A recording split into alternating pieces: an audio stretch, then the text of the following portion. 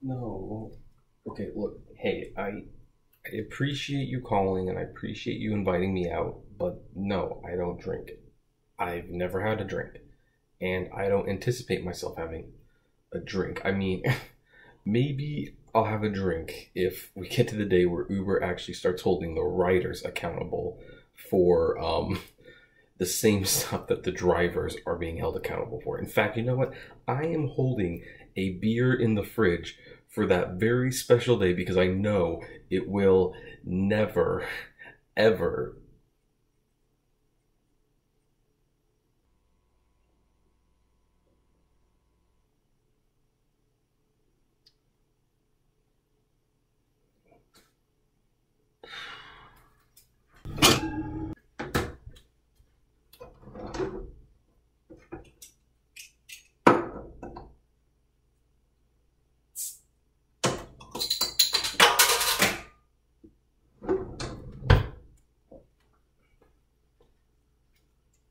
Guess the joke's on me.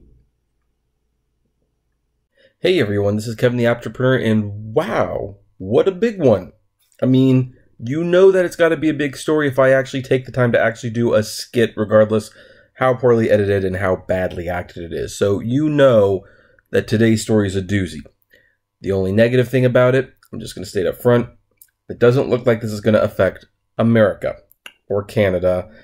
It's just going to affect like Australia and I think one other country, like I think New Zealand. But here's the thing. Okay, I'm getting ahead of myself. Let's start over. What is one of the many, many, many things that people hate about Uber? Or at least drivers specifically. Let's say drivers specifically, because clearly drivers are the only ones that have this issue. And it's not just the low wages or how we're not treated with respect. It's also the fact that there is a different set of standards for drivers and riders, primarily when it comes to the rating system. Now, the rating system, for those of you who might not necessarily be aware, because we've had it for a while, Uber was such a radical concept that when it was introduced, the idea of calling a stranger to pick you up and you get in their car and you take a ride was so foreign and so scary, something needed to be done to convince people to actually trust it. Thus, Uber came up with the star grade system. Hey, this is a 5-star rider. This is a 4.96. This is a 4.8. You can trust this driver to get you there safely. Not only that, but we will only have the best. We will only have the best drivers out there. If they go under a 4.6, they are not a good enough driver to drive on the Uber platform. And thus, we will kick their sorry butts off. Now, it's varied a little. Some places you can go as low as 4.4. Some you have to stay as high as 4.8. But the thing is, it's still a very, very tough system. So much so that I figured out from in an older video way back when that basically for every 1-star review you got, you'd have to get 25-star reviews to cancel that one out. That's a pretty big disparity. And the fact that they don't give you a lot of wiggle room, well, that makes it all the worse. Now, of course, Uber, did things to kind of help you out, like the first 100 rides, unless it was just so bad.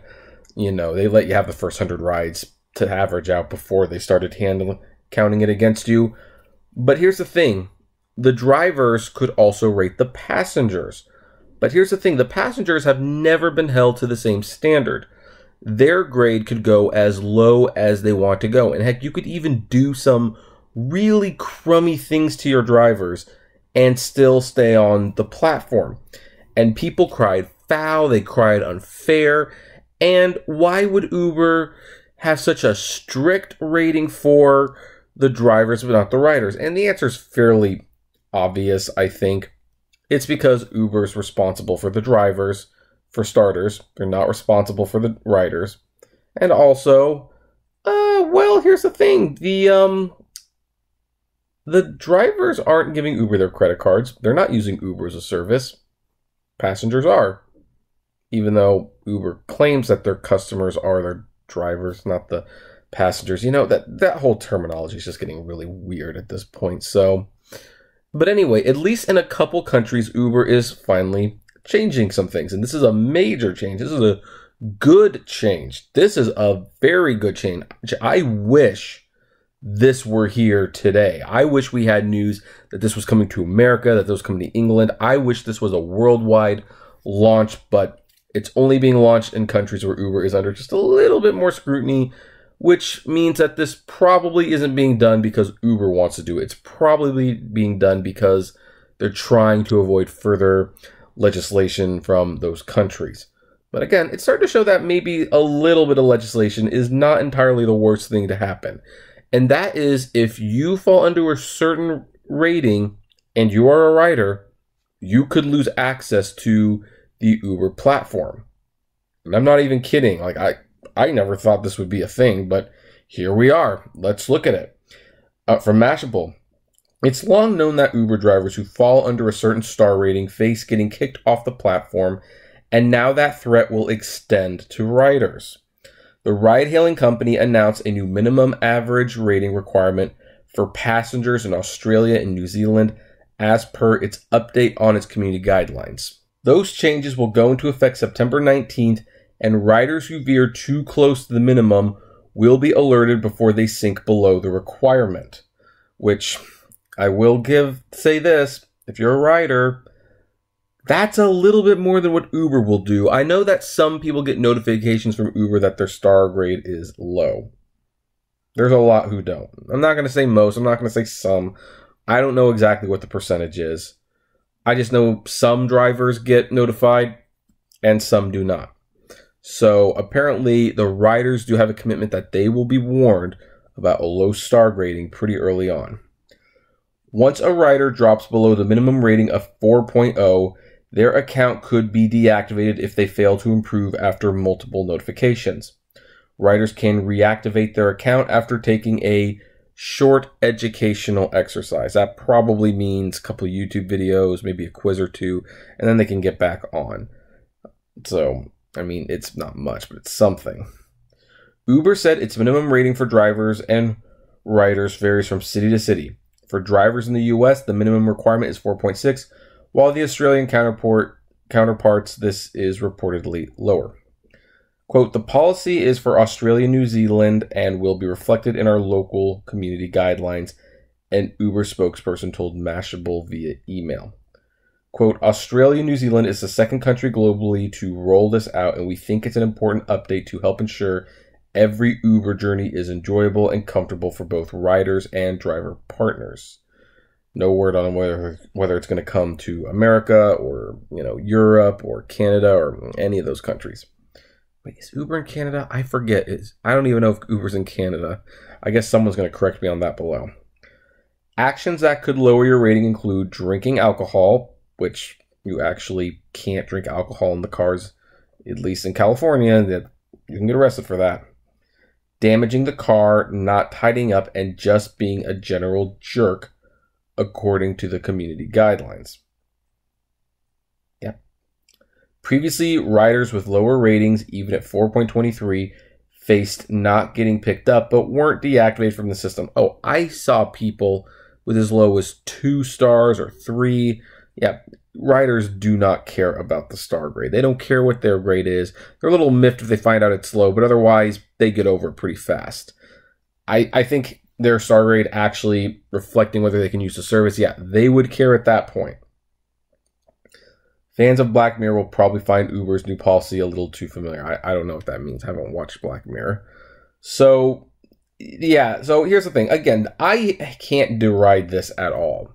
This is a long time coming, and this needs to spread far and wide. I'm not entirely sure why it's just in Australia and New Zealand.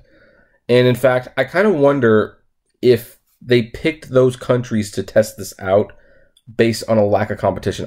I don't know much about the Australian and New Zealand marketplace. I don't. Maybe you guys could tell me if there's any other ride-sharing service, but I know the reason this was never implemented in America is because, well, if they started deactivating riders from preventing them from using the Uber platform, they'd switch to Lyft. So Uber just had no incentive to clean up the riders.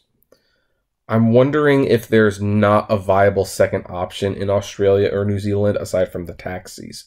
I'm not entirely sure about that, so don't quote me on that. There could be something over there, and I just don't know. Maybe Grab is over there, or Via. I don't know. But either way, it's good that they're implementing this, because here's the thing. The riders do need to know their consequences. You know what?